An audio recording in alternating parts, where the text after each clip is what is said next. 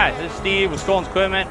We're out here baling with a 455 CLAAS Uniwrap that we carry, and this one is one that you can either run net or film on, and we just kind of wanted to give you guys a quick walk around about all the functions and features of it.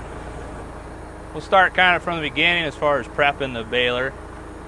I don't have anything, a roll of film or net in this tray right now, but if you imagine you set it up in here, you slide this over to here, you would have all the gates, which I'll show you in a moment, in the correct spot, and then it's just a matter of lifting this up and you slide your new roll of net or film into position for tying. And this thing's pretty slick and easy to drop it back down, swing back into position, and you can put another spare one on there for in the meantime while you're baling.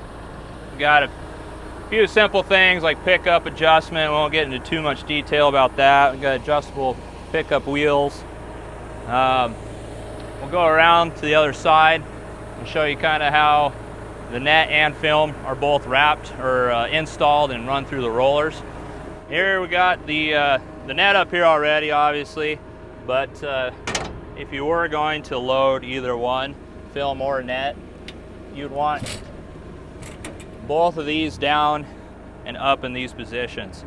And then from there, it's a matter, depending on what you're running, you got guides here that are adjustable, set with a set screw to keep them centered. The film roll is going to be wider than the net roll. So once you got that in there off of the tray, holder tray, you run your net. I won't get into too much detail, but you got a couple pictures here. You do run them differently. Because the film has to use this gathering roll before and after it does a cut. So that's the only thing you gotta worry about as far as the difference there for the tying.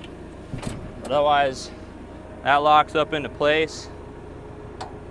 This drops back down. You need this down to keep some positive pressure against this rubber roller. This is kind of a nice feature. It has electric brake on it, so it doesn't free spool and doesn't have a hard time taking off when you first start tying. From there, either one you're using, go up over this rubber feed roll, and you got another roll spring loaded against it. Pretty easy, ready to go, do some baling. So from here we'll go to the back to the wrapper and show you how to set the film up on that from the storage, and then kind of the controls of the rear monitor before we go in the cab. This particular model has automatic greaser on it, which is an option. The oiler, which is all automatic other than filling it up. It is adjustable as far as how much flow comes out. It's all real basic as far as chain drive and everything. Now the film, this is pretty neat as far as storage solutions, but the film on both sides, you got places to store new and used film, trash, whatever, 6-pack, doesn't, you know, whatever you want to put in there. Might get warm, but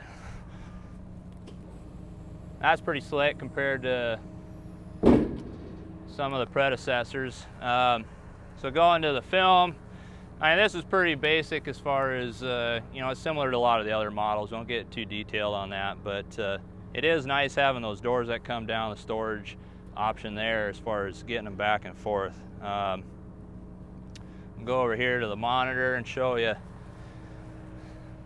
kind of just what you're dealing with. Now this thing's really automatic unless you do have like half a bale or something you have to run through and wrap. But either way, when you got all your baler controls as an option, all settings you can control back here for the wrapper portion of it.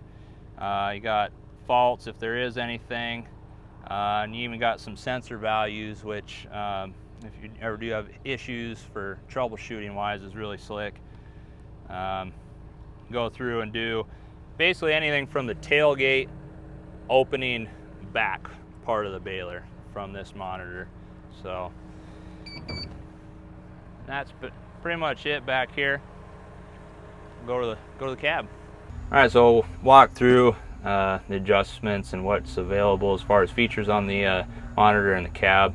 course, this baler can be run through isobus if you have a capable tractor also, but either way, this is a monitor option we usually get with each baler for customers. But it's all pretty straightforward once you get used to what the icons do, but all the soft buttons on the sides are what's going to operate each pitcher. You got anything from the drop floor up and down to the knives, different tying functions, and manual dump of the bale. All that's wrapped on the back. You got your tailgate up and down. This, which is really slick, is an automatic, semi-automatic way to unplug. If you get a wad in there and your overriding clutch, you ratchets and it's plugged to the point where it can't get through the knives and rotor. You simply turn the PTO off, put the tractor back down to idle, and you hit this and it'll drop the knives, it'll drop the floor, and then you reapply that PTO, and then slowly, once the wad's fed through with the PTO going, you bring the RPM back up and it'll sense when it's reached the proper RPM, and then it'll put the floor up and the knives up, and away you go. It's really slick compared to some of the other models. But from there, you got a lot of different settings. Right now it's still in the film setup. Anything from your wraps, your brake, how much braking it's actually applying.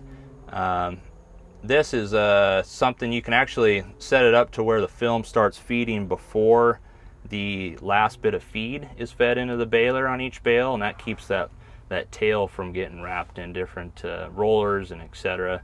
And there's no issue with it feeding back out when you cut it open. We got all our pressures, how many knives you want applied, whether you want the knives to automatically drop out towards the end of the bale, automatic greaser, automatic tailgate, and then you have a couple options on bale size. Basically, it just changes how far open the tailgate is as far as letting you know the bale is finished. You can switch over here, and you see everything switches over to the net function of it, and it maintains whatever you have stored in there, so you don't have to go back through and do that if you are going to go back and forth from film to net. Again, wraps, brake, and then how many seconds when it alarms you that it starts wrapping. From here we got you can set up different operators, or excuse me, different customers. You can keep track of what you did each day easily that way. Here today we've done 46 bales in an hour and 27 minutes, which is probably pretty slow, but we're new at this, so and you can change from customer to customer and delete them if you need to. Again, you got faults if there is any, and then this is information as far as, this is actually really slick. If we have an issue with a customer that's not nearby, this makes it really helpful as far as figuring out what voltage sensors are doing and switches, because you can go in here and see all the values. You can see things like the MPS coil, the brake, how much is being applied to the net brake, and then you can go down a list and change those. That's pretty nice. It's more on the mechanic side of things, of course, or technician side of things, but it is a really nice feature. And you just escape back out of that. I mean, it shows you kind of a progress here as you're baling. You got one chirp with the MPS, which is the top rolls, which have their own accumulator and hydraulic cylinders on it, which is adjustable independently of the tailgate pressure. And so you get a chirp when that's up to its full extent, and then shortly after that, once the tailgate opens, you'll get a stop, and that's when you know to stop the tractor and let the bale do its thing. But so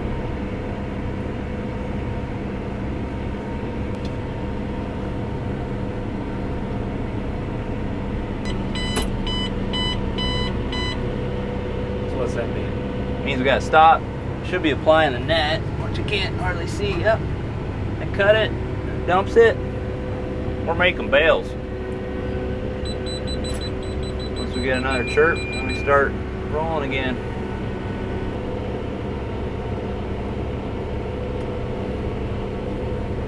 So when does it dump? Oh, you can it'll either automatically dump when the next bale is ready to be on the wrapping table, or you can use this soft key, or if you program it into this key, you can use that.